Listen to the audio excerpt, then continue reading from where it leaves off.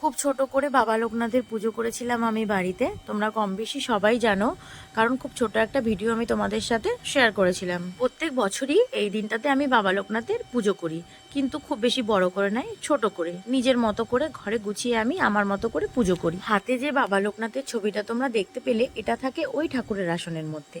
আজকে বাবাকে একটু মালা ঠালা পরিয়ে সাজাবো বলে সেই কারণে পরোটা আমি একটু বাইরে নিয়ে এসেছি। এখানে আমি সুন্দর করে মালা পরিয়ে বাবাকে সাজাবো। ভেতরে তো ছোট জায়গা, মালা পরানো যাবে না, সেই কারণে আমি বাইরে নিয়ে এসে পুজো করছি। তো প্রত্যেক বছরই আমি বাবা লোকনাথের এইভাবেই পুজো করি বাড়িতে, আমার বেশ ভালো লাগে। এই যে আসনটা তোমরা দেখতে পাচ্ছ, এই আসনটা আমি আজকে চেঞ্জ করেছি, কারণ আমার গোপালের আসন এটা ছিল না, এটা আমি দোকানের জন্য নিয়েছিলাম। ঘরে গোপালের যে আসনটা ছিল, 3টে গোপাল ধরতো না, আসনটা খুবই ছোট ছিল। তো দোকানের আসনটা যখন কেনা হয়েছিল, তো দেখলাম আসনটা একটু বড়, তো সেই কারণে আমি এটা বাড়িতে নিয়ে এসেছি। আর গোপালরা যেই আসনটাতে থাকতো সেটা আমি দোকানে পাঠিয়ে দিয়েছি। গোপালদেরকে আসনে বসানোর পর দেখলাম বেশ সুন্দর বসে গেছে, বেশ ভালো লাগছে। আগের আসনটা ছোট ছিল, কবে চেঞ্জ করব ভাবছিলাম। যাই হোক, ওদেরকে খুব সুন্দর করে বসাতে পেরেছি, এটা আমার ভীষণ ভালো লাগছে। তবে আজকের দিনে আমি পুজো করছিলাম, আমার মেয়ে বলছিল তুমি এত সুন্দর করে পুজো করছো, একটা ভিডিও করবে না? তা আমি বললাম আমার হাতে অনেক কাজ, কে করে দেবে, আমি তো সময় পাবো না আজকে আর ভিডিও করার।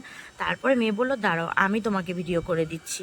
তারপরে মেয়ে আমাকে সুন্দরভাবে একটা ভিডিও করে দিল। এই যে পুরোটার যে ভিডিওটা হয়েছে, এটা আমার মেয়ে ক্যামেরা ধরে। পূর্ণিমা থেকে আমার দিনগুলো খুব ভালোই কাটছে, কারণ আমি গত বুদ্ধ পূর্ণিমার দিন পুজো করেছিলাম। তারপর আমি আমার বিবাহবার্ষিকীর দিন দক্ষিণেশ্বর আদ্যাপীঠ গিয়েছিলাম পুজো করতে। তারপর আজকে আবার লোকনাথ পুজো করছি। আমার পুজো করতে ভীষণ ভালো লাগে।